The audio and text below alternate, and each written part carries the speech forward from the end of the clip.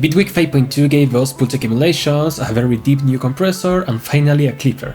So I figured today we'll share with you different tips and tricks you can use for mixing, of course only using Bitwig.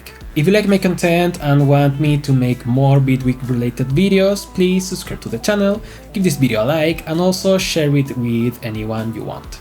Thank you so much. A vocal spread is a stereo effect that makes vocals feel wider.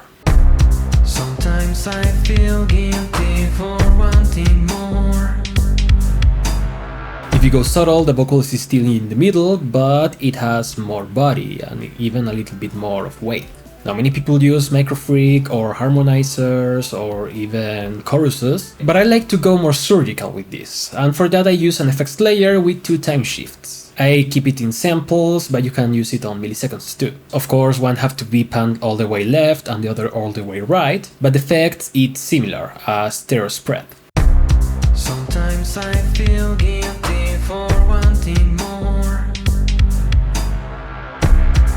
My heart is beating under the floor. Speaking of vocals, it's very common to use dynamic EQs on them to cut frequencies only when those frequencies are an issue.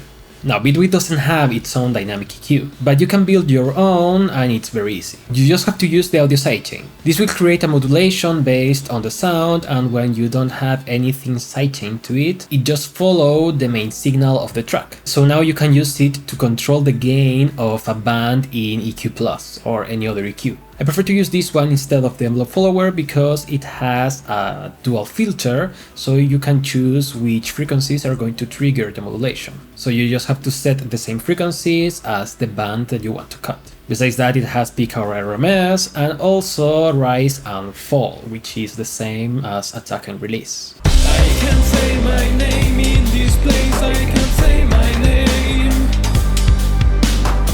I can't say my name in this place, I can't say my name. Of course, this is an extra step compared to other dynamic EQs, but it's a very good replacement and it works very nice. Still, if you don't want to waste time, I will make an actual dynamic EQ preset here on Bitwig. I will upload it to my members page and also my Patreon, so you can consider to support my content. Thank you. Now, of course, we have to talk about the new devices, so let's go to Sculpt, which is an emulation of the classic Pultec EQP1A. The low-end trick must be one of the most common uses of a Pultec, and it's basically boosting and attenuating at the same time on the low end. The behavior of the Pultec will make it so the deep is a little bit higher than the bump.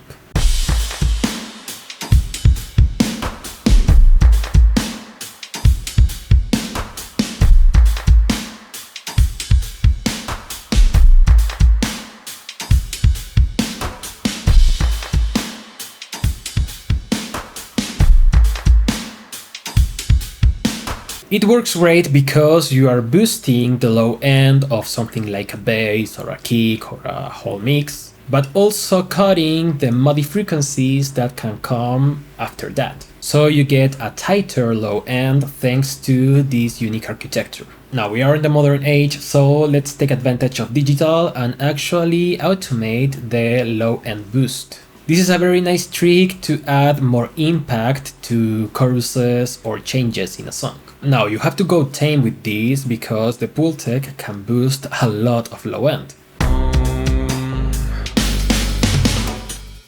can't say my name in this place, I can't say my name. I can't say my name in this place, I can't say my name. And this is more like an effect that you feel more than you hear. So my advice is that you keep it only on the first quarter of the knob. Bitwig finally has its own dedicated clipper. The most basic thing you can do with clippers is to actually increase the loudness of your tracks, especially drums or the whole mix. Use clippers to tame transients in an almost unnoticeable way. Let's take this snare for example. You can see the peak is very high, but the sound is not too loud. So if you use a clipper, the peak is going to be lower, but the sound is going to be almost the same. So then we can increase the level without reaching 0 dB, and it's going to sound louder even if the peak is lower.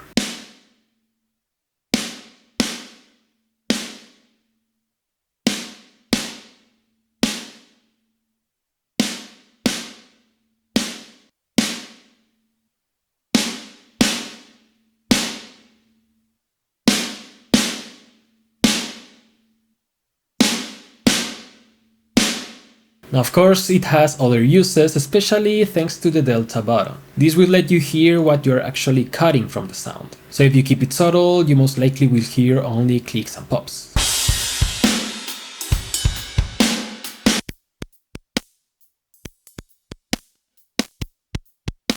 Now, these are perfect to use as triggers.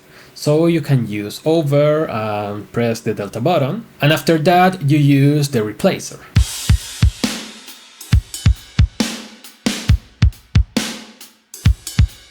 Going back to sculpt, one of my favorite processes for vocals is Andrew Shep's parallel pull-tech technique, which involves two pull-techs and an LA2A. First of all, this is a parallel technique, which means we are going to blend the result with the original sound.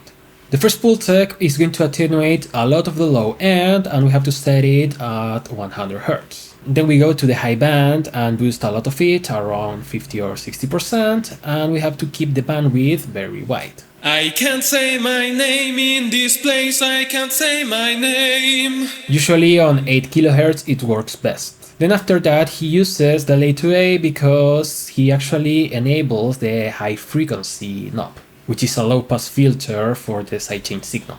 Now we don't have that in Bitwig, so I'm going to use Compressor Plus for mainly two reasons. One is to emulate the behavior of an optical compressor, that is, a smooth attack and release.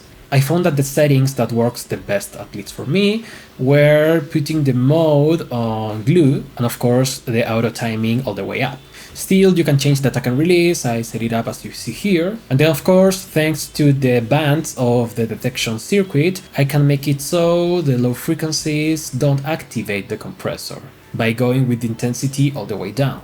Depending on the source, you can do that also with the low mids, and you can also change the timing with the high mids. The idea is to have a very bright and almost harsh kind of sound. I can't say my name in this place, I can't say my name. Then what Andrew Shep does is to add yet another pull-tech, but this time we are going to boost a little bit of the low end, like giving it back, and attenuate the high energy around 10K, so it's not so harsh. The result is going to be a very compressed vocal, but also with a lot of presence. I can't say my name in this place, I can't say my name. Now remember, this is a parallel technique, so we blend it with the original signal, and the result is like this. I can't say my name in this place, I can't say my name. I can't say my name in this place, I can't say my name.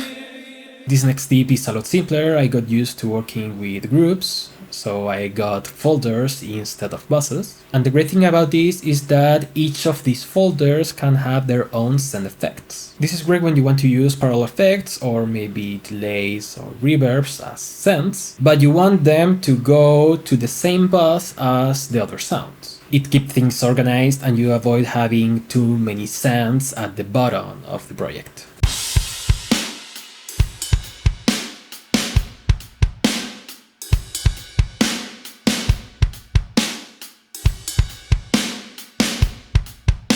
Another technique I stole from Andrew Shep's is the rear bass compression. This is basically parallel compression for all the mix except the drums. I can't say my name in this place, I can't say my name.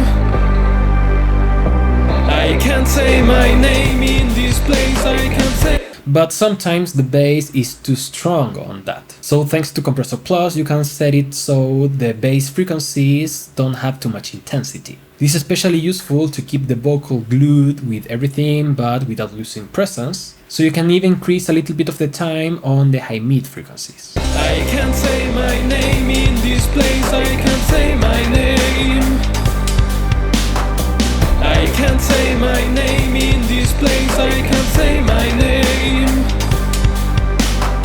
So those are my tips and tricks for mixing in Bitwig. I have 2 more videos with more tricks and more tips, so definitely go and watch them. I'm going to leave one right here. Thank you so much for watching, I will see you next time, and bye bye.